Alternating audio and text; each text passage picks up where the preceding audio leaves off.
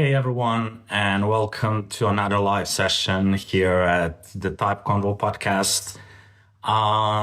We are a couple of minutes late today, but it's all for a good reason. My guest today is a graphic designer from the UK that's really made a success in just a couple of years, and I'm really happy to have him today. His journey was not really straightforward. He did not study graphic design, and it's kind of similar story to mine where he actually had to learn everything by himself. I'm sure a lot of you know who he is, and I'm really happy that I will be joined by Chitty today. Hello. Hey there. Is my microphone working or not? Like if I I can hear you now, yeah. is that really loud? It's quite good. Okay. Yeah. Cool. How you doing, man? It's good. I was so in a rush, a couple of minutes late. Sorry for that. Don't worry about it.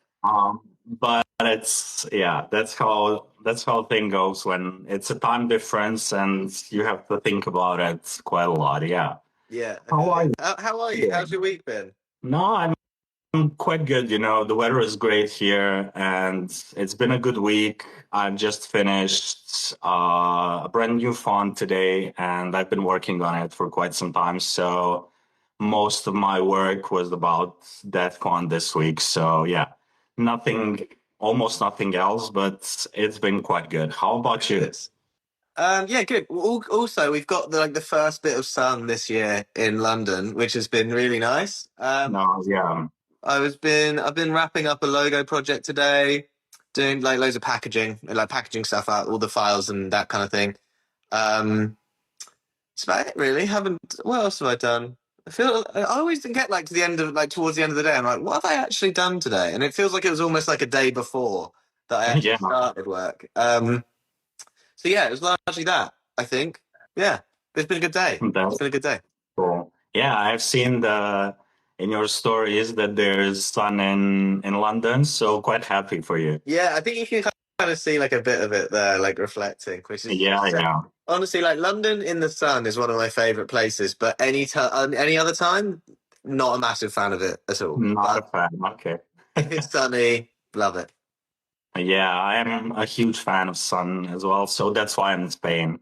Madrid and Barcelona, it's like sun like 300 days a year, so it's quite a good.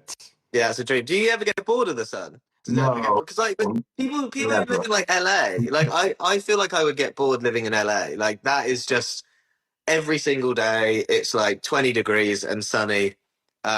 I get bored. I do really like the seasons, but it is definitely too grey. I mean, this winter has been really cold and grey, I felt. But yeah, I don't think I could cope without seasons. I do like seasons. Yeah, as I was saying, like winter this year for some reason has just been really grey and really cold.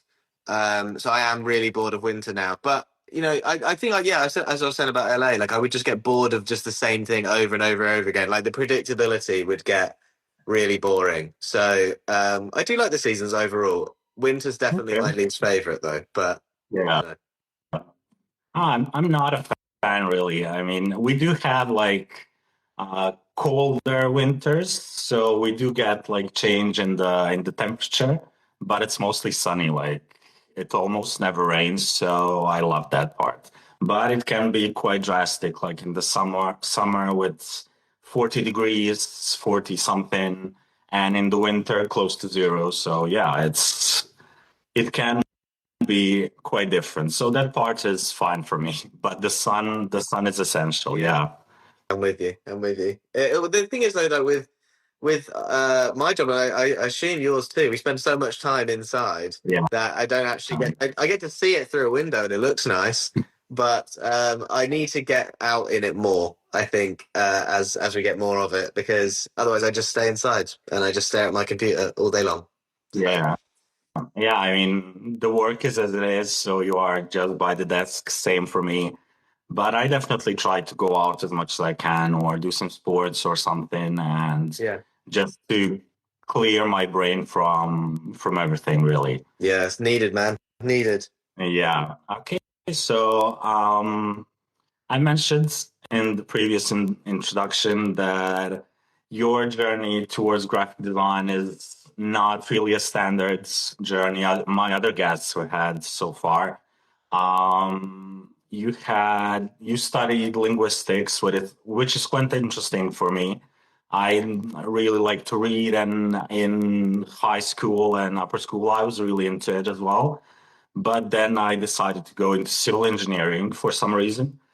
And tell me more about it. How did you actually find yourself? I know, and some of your followers definitely know that you had a life-changing situation that changed really everything for you. So tell me more about it, about your early days before that, after that. How did it happen? Yeah, sure, man. Yeah, well, I'll try and tell it as quickly as possible because I could talk about it forever. But essentially, I've always been creative. I've always like made stuff since I was a kid. Like I used to like paint or draw or make sculptures or build stuff. I always used to do that. And my dad used to work in design and technology. He was a design and technology teacher, and so he had access to like a load of like equipment and materials and stuff. So I would, in my summer holidays at school, I would go and hang out with him at his like office in his school, and we just build stuff all the time. So I've always like had that kind of streak of creativity of like just making stuff. I love the idea of like taking something from nothing to finishing it. Um, and then I did a bit of education in design. I don't know how familiar you are with the English schooling system. I don't suspect loads, but Not um, much. Not yeah, much. so we have this qualification when we're about 14, 15, called a GCSE, which is kind of like the first sort of semi-major qualification you get in our schooling system. So I have a graphic design one of those, but that's it really. So that's not a very serious qualification. Then the next level up from that, I did product design, which was fun, and like there was creative elements to it, but there's definitely a lot of restrictions and like the business side of product design and all of that stuff. But then ultimately, I didn't know what I wanted to do with my love for creativity. So I kind of looked at what else I was relatively good at, which was English language, and that was at school as well. And so I thought if I did an English degree, then I've got more chances of having a wider range of different job opportunities when I graduate university. So I did English language and linguistics, and then whilst I was there, I started and failed so many creative businesses like t-shirt designs. I designed a bunch of tattoos for people for a while. I did some like commission artwork at university. All of these like made basically no money whatsoever, and it was just like some sort of outlet for me because my degree wasn't at all creative. So then when I graduated, I thought that well, I have a degree in English and I love creating stuff. Surely that means advertising was what I thought. That was the like conclusion or the formula that made sense to me. So I got into advertising in a graduate role and I stayed there for 4 years in the end. I really enjoyed the people that I worked with and some of the stuff, some of the perks that you got of the job, like being 21, 22 in London and going to like movie premieres and all of this fancy stuff, going out for these parties and stuff, like the sort of advertising world was really exciting. But inherently, the work itself didn't really fulfill me very much.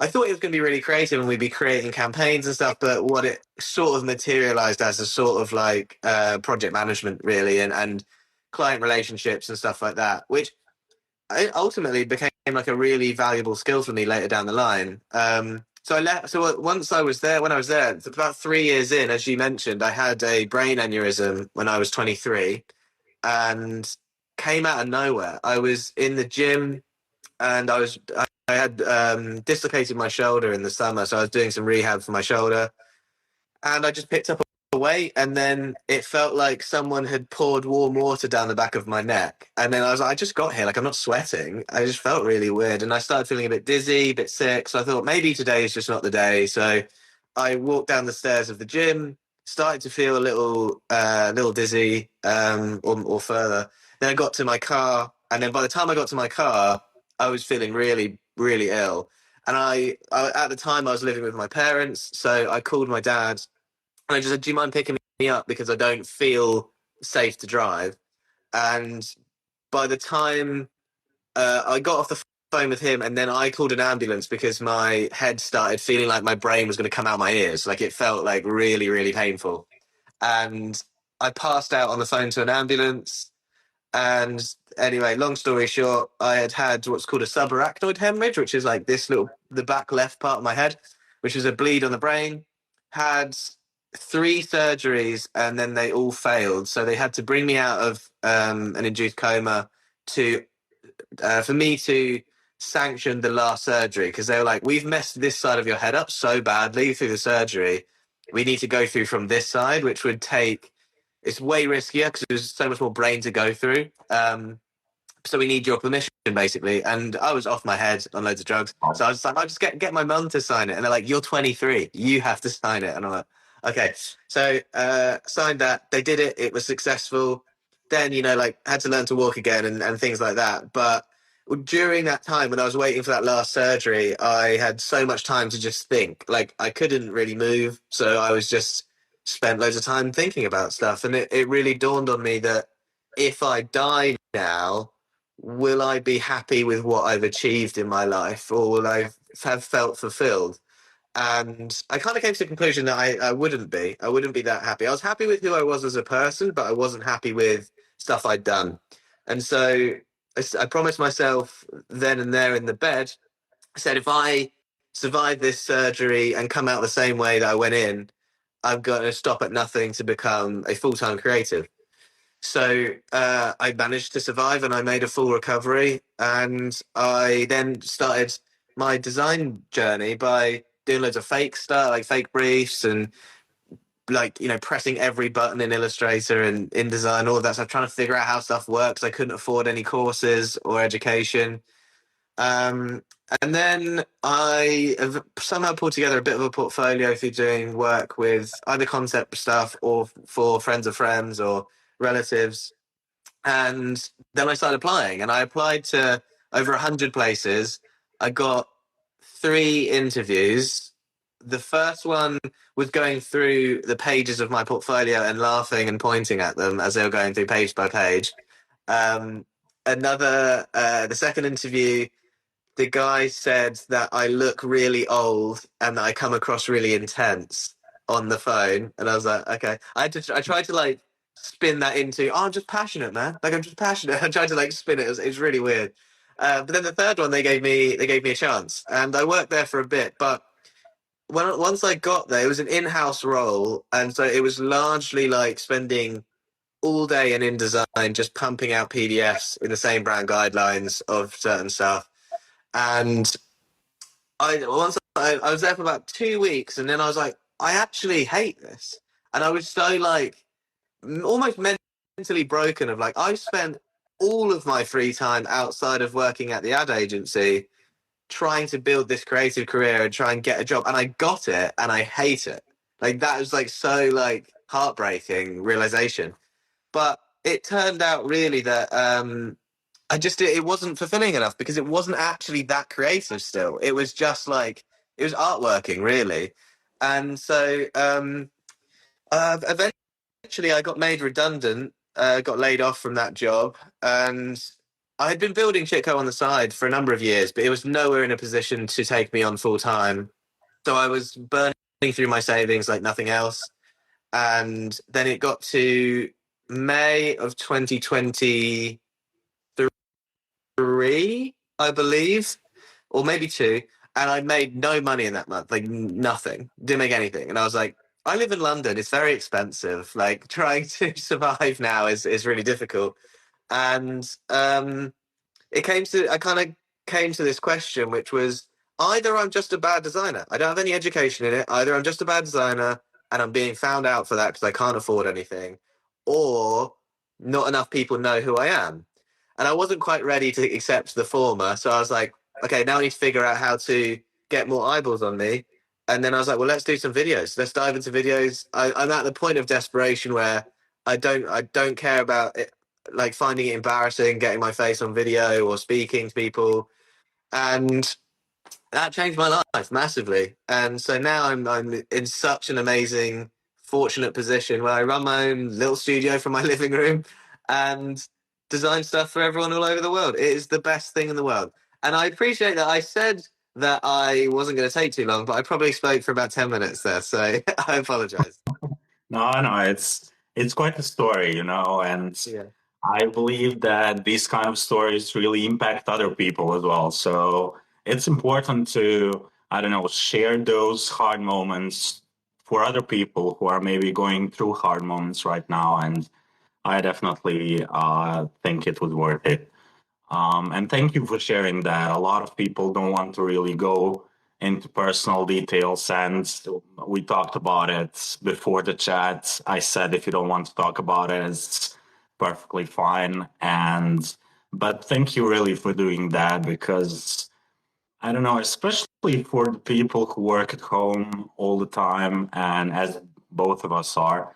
Um, it can be quite depressing at time, and especially if you're not in the best moment with the job, with the finances, and it really gets you down sometimes. So I definitely believe that this is really inspiring for a lot of people. So thank you for that. That's very kind of you, dude. Yeah, thanks. I mean, I think I remember when I went back to my advertising agency after I had recovered, and people were really nervous around me. Like the reaction because they had all been like kept up to date with my condition and stuff. So they had been on this whole journey. Like all my colleagues had, even when I was unconscious, they were like checking in. They're very, very sweet. Like some of the best people I've ever worked with.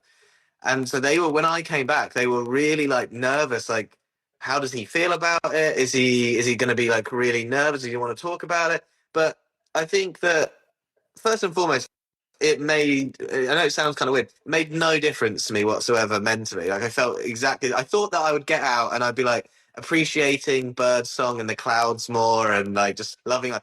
I was for like a few hours and then I got back to like my sarcastic kind of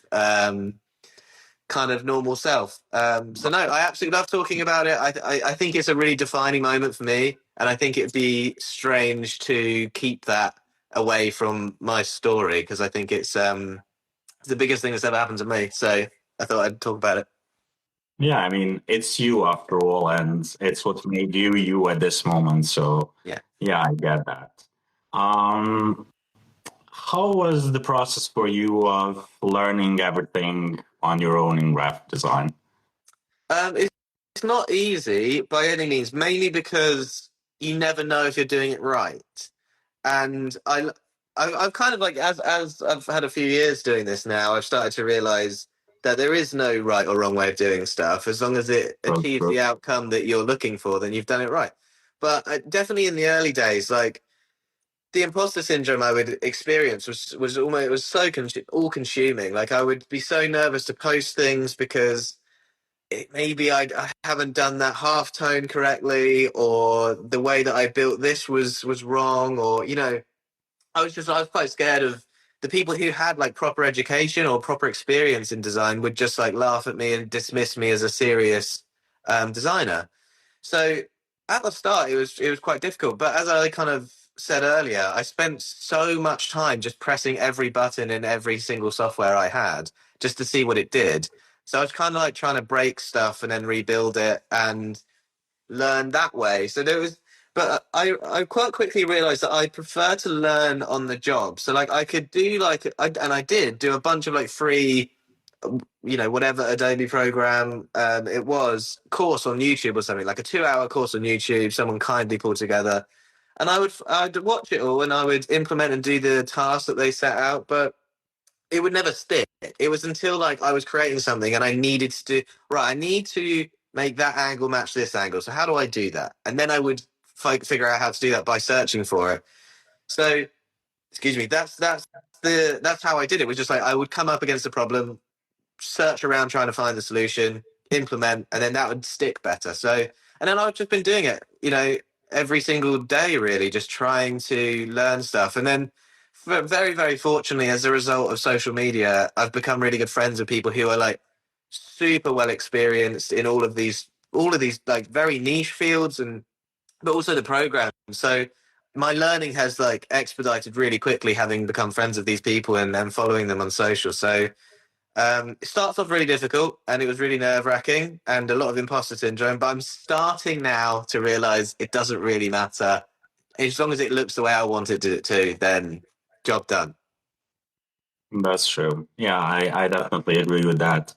I mean, I've talked to a friend recently here on Instagram, and the imposter syndrome is so like everyone has it.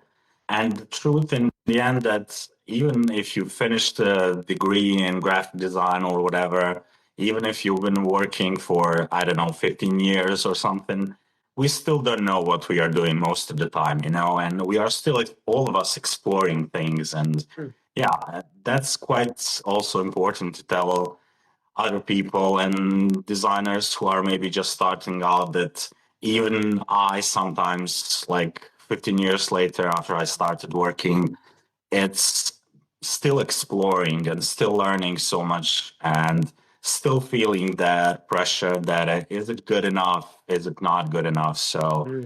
yeah, I definitely get I feel, that part. I feel like with you though, like with type design, there's so much jargon and like specifics within type design that like I feel like if I started playing around with letters when I was like a year in, I would be so out of my depth.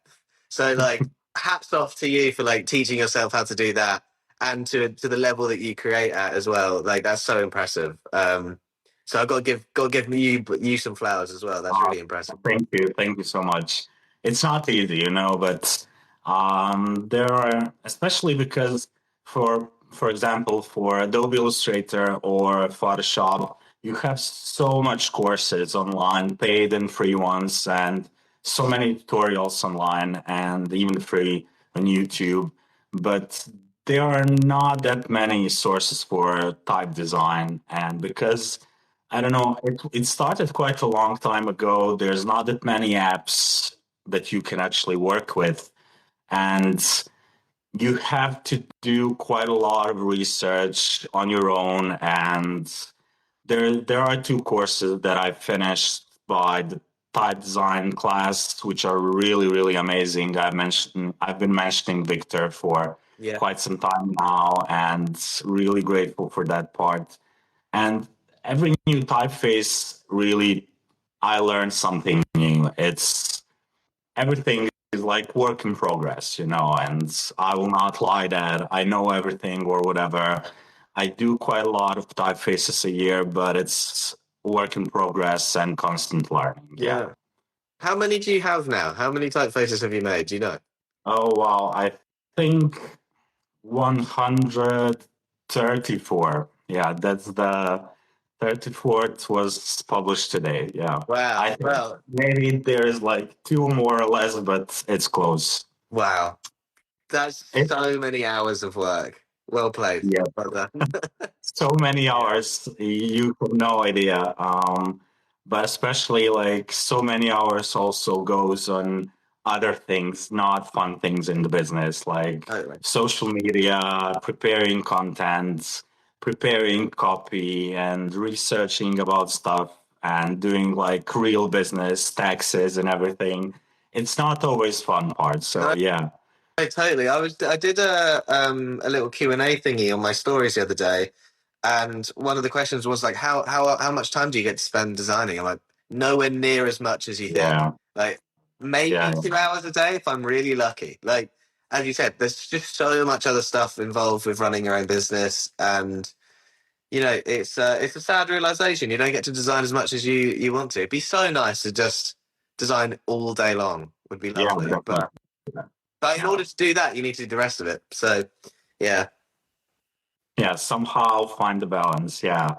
Um, well, you have social media helped you videos here on Instagram and TikTok helped you really build a strong personal brand? I mean, everyone knows who you are now. And did you have some intentional choices you made early on that are now like building basics of Chitco and what your business is? Well, it's very kind of you to say. I think my personal brand needs so much work. And it's one of the things that I want to work on this year, particularly, but then also ongoing. I think there's so many more elements that I want to lean into, and I want to make it feel more like me. And I think when I first started making it, it was quite intentional to make it really minimal and simple for the main reason of to try and stop me from hating it 2 weeks later. Was the main reason. Like, if I make it so simple and devoid of any kind of like real punchy personality, there's no way that I'm gonna hate it in like 6 months and have to do it all over again. So that was kind of where it started. Was like keep it minimal for that reason, for longevity, which is now something that I kind of want to sort of fight against a little bit, and add some more of me to it, basically, over the next year. But one of the main things that I thought about was color. And when I mentioned to you that over university I started and failed loads of businesses, they were always black and white, because I was like, well, the work is going to be colorful for different clients, and I don't want to contrast too aggressively or clash with the client's work. So I always made them in black and white, like either black web page and white logos and stuff, or the reverse. And so when I was like actually building Chittco, it was actually used to be called Jec Work, like JEC Work, which is my initials plus work. And I thought like I need to have a color, because I see so many studios and agencies and individuals who did the same thing that I did, but very understandably. They didn't want to clash against any of their clients' work, so they kept their own brand very, very, very minimal. And my favorite color when I was a kid was green. And so then I just found like a really weird shade of green that I'd never seen before, or hue of green that I'd never seen before, which has got a lot of blue in it as well. And I just ran with that. It's just green and white, basically. I've added and removed different colors over time, but that green that I refer to as Chitco green now is I think the most recognizable thing, I think, probably about my brand would be the color. But as I said, there's a lot more that I want to do with it. But the main thing was, yeah, let's try and make it green. We'll make it a color that everyone would associate with me, was the plan, rather than just black or white. Okay. Yeah, that's quite good. Interesting. Um, you do work with clients mostly, even though you have some templates you're selling as well. But most of your work, graphic design, is directly with clients. Um, do you actually have some red flags for the clients where you just know that it will not work, and you just reject the project before it even starts? Not well. I guess there are some like red flags of some things, like contractual. If we're getting into like the legal side of things, then yes, there are some red flags. I think the main thing for me though, as to whether I accept or reject a project, is always down to the person that I'm going to be working with. The kind of the lead, either like the lead creative or the lead project manager, or the sometimes the founder, or whatever. So it's if we have that discovery call, that kickoff call, whatever you want to call it, and we're just vibing, we're just really getting on, we have the same sense of humor or something, or we're really passionate about the same thing. I need something where we see we see the world a similar way. And when I have clients like that, where we are gelling immediately, the project is always an absolute dream to work on. And that's the main thing, is I just want to connect with the person behind the brand. And I used to think that when I had dreams of doing what I do now, I was thinking, oh, I would love to do a beer brand, I'd love to do skateboard brand or something like that.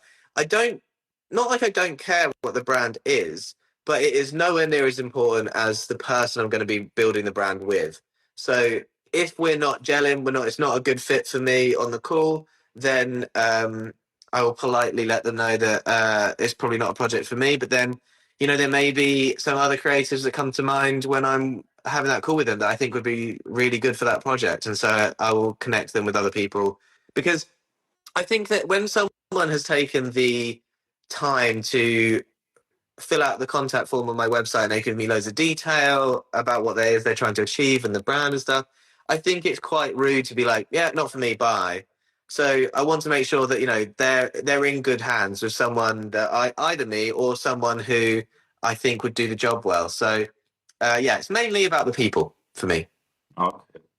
Yeah, because you work with people, and in the end, it's constant communication, and that's what matters. Exactly. Yeah. There's a question here. How do you identify or catch the correct vibe of the brand, of the typeface that you work with for the people you work for?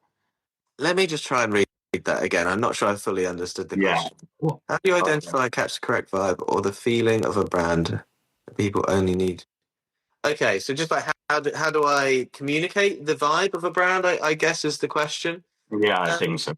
So it depends on the project. So for example, if I was doing like a full brand identity project, there's a big old workshop as part of that I do with my clients where we play a lot of silly games really to try and understand who they are and how do they want to be perceived. So there'll be games like there'll be like sort of word association games like if we were a sport, what would our brand be? If our brand was a car, what car would it be? What kind of color would it be potentially? And there are like these innate feelings that particularly like founders will have of their brand and how they want to communicate. Obviously, there's a bunch of audience profiling stuff and competitor analysis and all of the other stuff that goes into and feeds into this machine to spit out what we're trying to create. And I guess the short answer really is I'm not exactly sure how I do it. Largely because, I don't have education in it. I just kind of trust my gut. And I think I suppose there are some quite classical tropes of if a brand is edgy and real and authentic, it can feel more hand drawn, and that sort of reflects that kind of attitude. And maybe if it is like a financial institution, you would rather lean into something more clean and timeless and minimal. So there are some like immediate associations you have with an industry or brand that come out of the briefing process and all of the work and research you do together. But I don't think I have a rule for it. It's largely I come up with a bunch of ideas and it just kind of speaks to me. It's really, really useless advice, but it's just what feels. I trust my gut and what feels right for that vibe is, whatever you can take from that. I hope there's something, but yeah, trial and error and see what happens. Really, I don't know. Rubbish answer. Well, trust yourself, I guess. Yeah, let's go with that. Okay. Have you ever had a moment like during these last couple of years where you actually thought about completely quitting graphic design, or it was all just one big love story? Well, it kind of is a love story when you look at everything in retrospect. The tough times are just as important as the good times. But no, I've never thought about giving up. I think that's the only way that you fail is if you actually stop and give up, then you failed. I've started and failed so many other things in the creative space that rejection didn't really do much to me anymore. I just knew if it didn't work, I just knew it needed to be packaged up differently. Like I wouldn't have stopped. I wouldn't have stopped until I died. So no, I've never really thought about giving it up. There's definitely been times where it's like I need some time away. I feel like drained or overworked or just tired. So there are definitely times where I need some space, but it's just my absolute obsession. So no, I've never thought about giving it up. Potentially, I mean, there were definitely moments where I wasn't making enough money to support myself, so I needed to find other modes of work. But thankfully, never got to that point where I needed to go full time somewhere. So no, the short answer. Okay, good. How do you navigate pricing with the work? I mean, it's really delicate subject for a lot of graphic designers, and especially for the beginners. you see some people charging, I don't know, I will just make things up now, like $100 for a logo. And then there are some other people who are charging $10,000 for a logo. How do you handle that? Where did you find your balance and how does it work for you? Yeah. It's a it's a hot topic, isn't it? I mean, when I first started, I had no idea how to price stuff. I was just absolutely thrilled to do something for someone else other than myself. So at the start, if someone wanted to pay me anything, I was happy with that. And then eventually, obviously, you have to start thinking seriously. And so basically, I had a sort of formula which was like, what do I if someone signed off a logo project or whatever the project was for this amount, how would I feel about that? Like, would I feel guilty? Would I feel shafted, like I deserved more for it? And when I kind of like found a number that I thought was a fair representation of the work and the value I could provide with that much experience at that time, I would I would pitch that out. So anytime I was fortunate enough to get a lead, I would say that number, and I would keep a track of whether it converted or whether it didn't. And I was trying to convert like 30 to 40% of leads. So if I was converting more than that, I would increase my prices because I was converting too much. Or if I wasn't converting enough, I would lower my prices to get to that 30 to 40% conversion rate. So that was kind of how I did it. And then at that time, like I was playing with loads of different pricing strategies. So like, I was even doing hourly rate at the start or fixed pricing for everyone, no matter the brand. But what's working for me now is value-based pricing, which I think is like starting to get some bad press. That idea, I'm not quite sure why. I think it's very honest and fair to charge a different amount for a bigger brand that will benefit greater from your work than. So, for example, I wouldn't charge the same for Starbucks as I would do for a local coffee shop because the scale, the usage, and the amount of eyeballs on each piece of work and the effectiveness of it will be largely different. Will be hugely different between those two scales. So I try and charge in accordance with that. Now that is not an exact science by any means. I don't know the exact revenue of a business this year, but I will do my research and I'll look at Companies House and figure out see what their like their last year of revenue was. I'll get a gauge of employees when I speak to them, how many people they have on their payroll, and then just like the scale of them through like their reach online too, how many stores they have. You'll get a really good sense of how big a brand is through some of those questions, and but that doesn't always mean that therefore I charge more. It really depends on the value that my work will provide them. And again, it's not an exact science, but over repeated usage of this method, I've think I've found a pretty good understanding as how to sort of pick up where a brand sits and how much value I can provide them, and I charge accordingly. And again, it ultimately comes sort of full circle because I don't want to charge someone that makes me feel guilty for charging that, and I also don't want to break their bank. So usually, I'm trying to find somewhere that they're happy, I'm happy, and we can go from there. Because ultimately, if money wasn't a thing, I didn't need to pay for stuff. I'd do it all for free. So, go from there. That's quite an interesting approach with analyzing clients and everything. So, yeah, I mean, it can definitely help at least some people if they are just starting out and are not sure how it Hope so. works. Yeah, that's nice. There was a question up. How do you handle failed projects? Did you have any like that just turned out like it didn't work for you or for the client or? Yeah, I've had a few that I've thrown the kitchen sink at it. I've tried my absolute hardest, and it's just for some reason or another, it's just not worked. And that is just kind of the nature of creativity, I think. And as I kind of going back to my answer from a previous question about like I want to have a relationship with the client. I want to really be on the same page all the time and communicate very honestly and openly. And sometimes I've made poor judgments, and I've ended up working with people who haven't respected the process or me or their investment and things like that.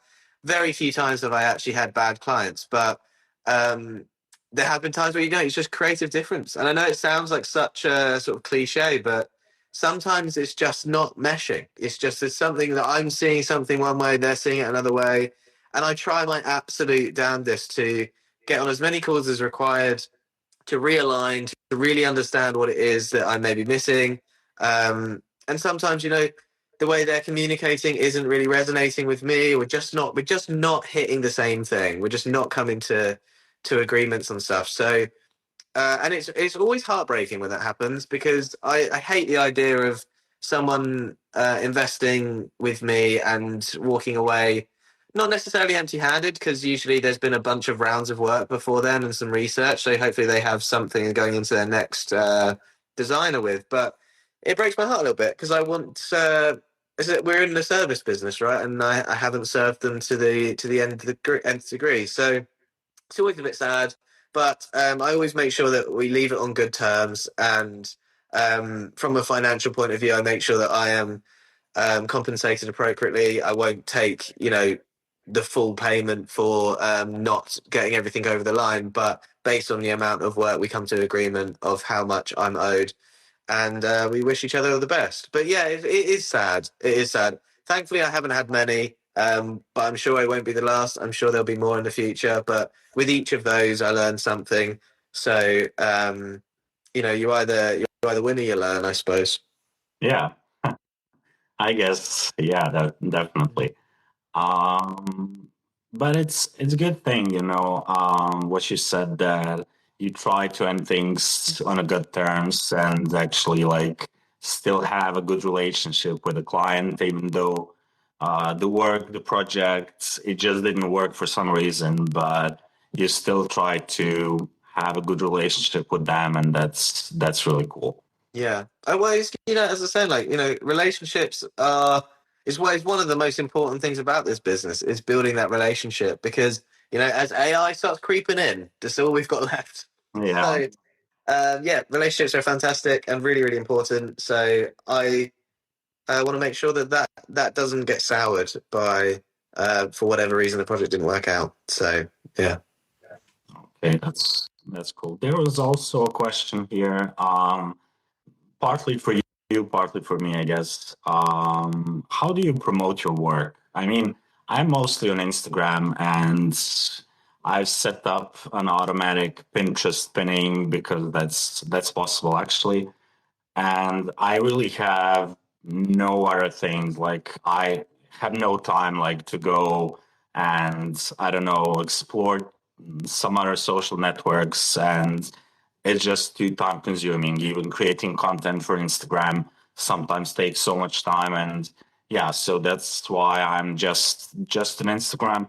But I would say for me it's just like building relationships and building community on with people who are actually following me and who are using my funds. So that's something that worked for me. How about you? What's the marketing side of your business and how do you promote it all? Very similar to you. I'm across social media. Most of my clients come through social media. Sometimes it's word of mouth, but largely I'd say it's probably 85-90% of my leads come through from social media. So yeah, content marketing. I try and I've spoken about it a few times, but I think it's a really helpful way of thinking about content, at least for me and the way that I think, is each piece of content that I'm making, which I am always video these days. I'm 100% video, so I can post that across all the different platforms without additional work necessarily. So TikTok, LinkedIn actually is good for videos these days. YouTube, um, yeah, Instagram, of course. Um, so with each post that I make, I'm thinking of a Venn diagram of three circles.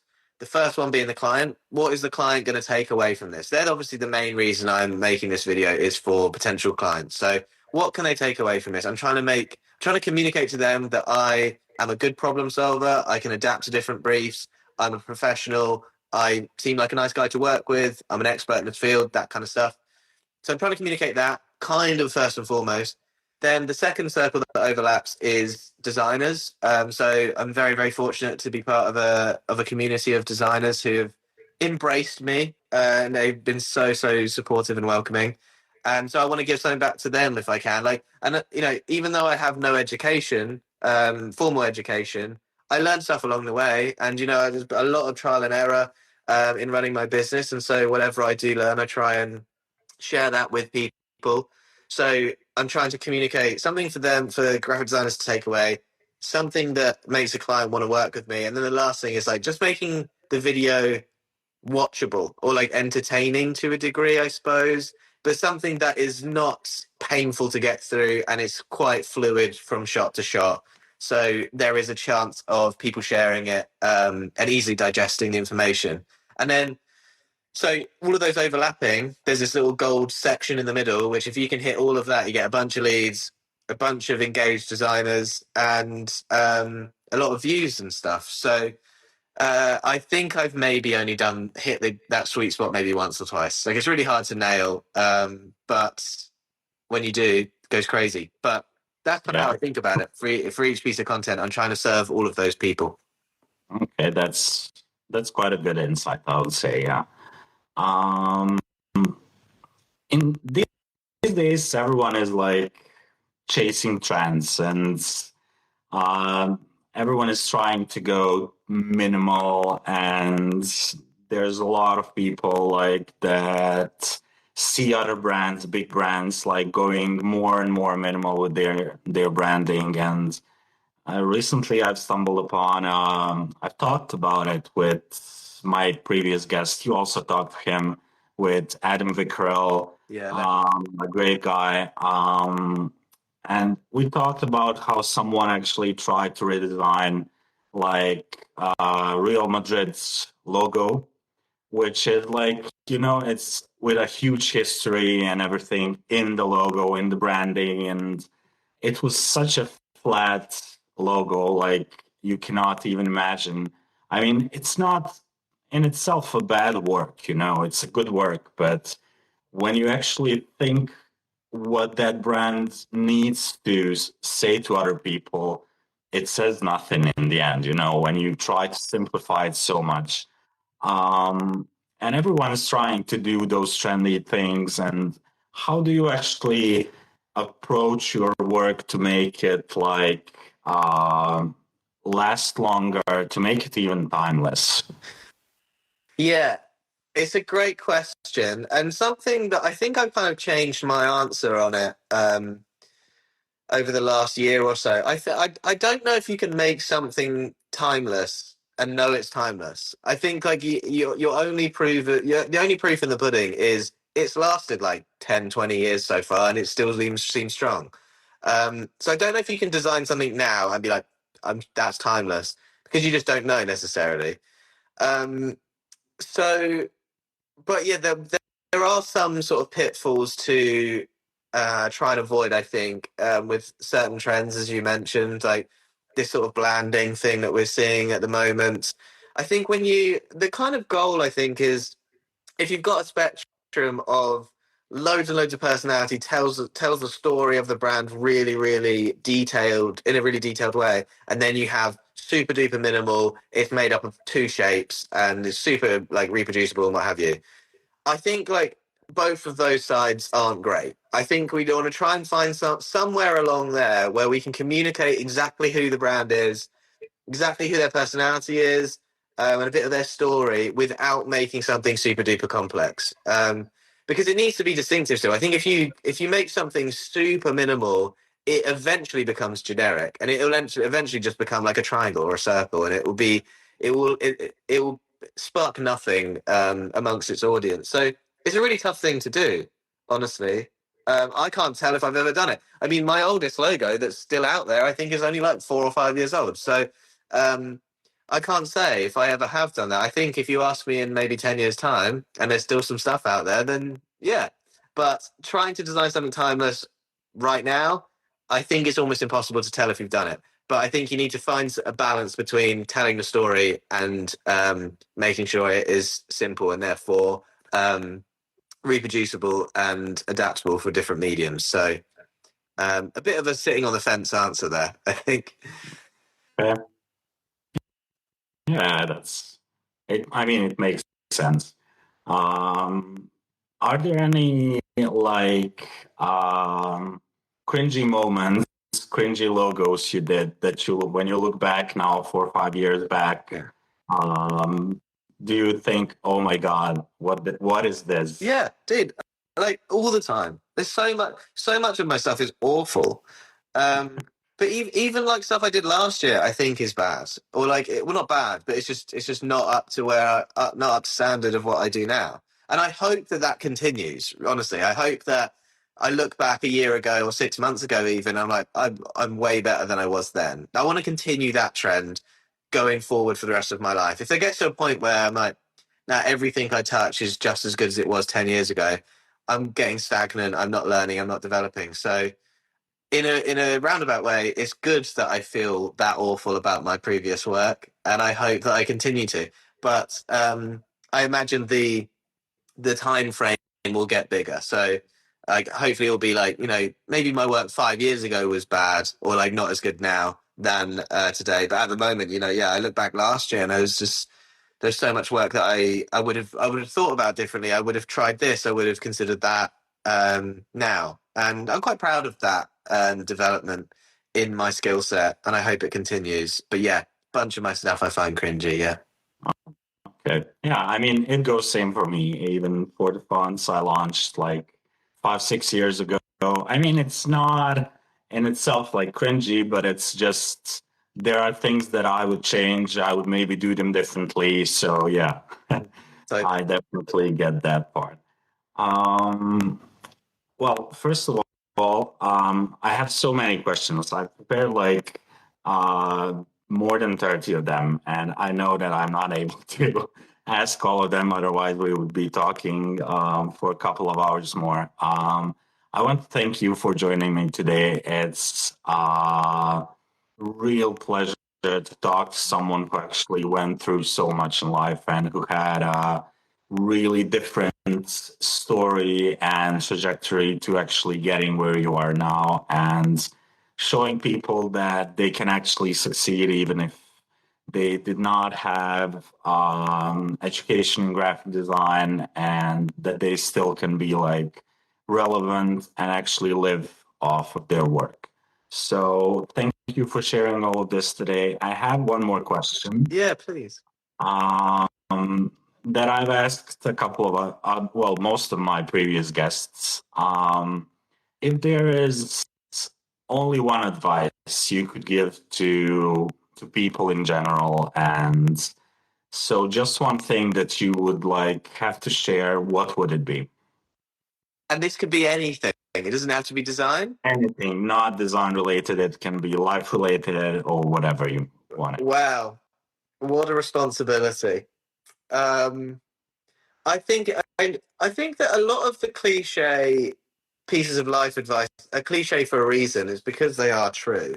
Um, so I think a lot of the cliche ones are actually quite good. I mean, for me personally, I would absolutely say chase what you love and dedicate your life trying to find it and trying to like create a life where you're able to do that thing that you love more often than not.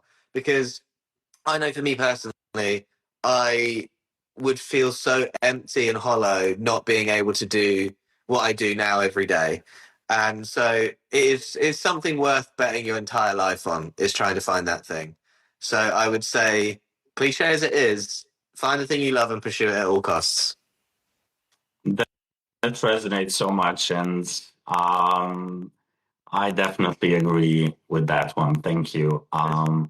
Yeah, thank you for joining me Thank once you. again. And it's been a real pleasure. And let's do this once again, like in a year, Yeah. and see if there are more cringy things or what Yeah. happened and then where you are at that moment. I really had a lot of fun. I would love that, Alan. Thank you so much for the opportunity, and like the to come to speak to you as well. And the talent that you bring to the industry is just second to none. Like some of your typefaces just blow my mind. So I really Thank you. appreciate you asking me to come on. I've had such a nice time, and thank you also so much for taking the time to write so many thoughtful questions. I really, really appreciate it. So thank you very much. Thank you. And thanks everyone, guys, for the questions, for following us. And yeah, I will be posting this quite soon as the reel. So have fun, everyone, and have a good day. See you later, everyone. Cheers. Bye. Bye bye.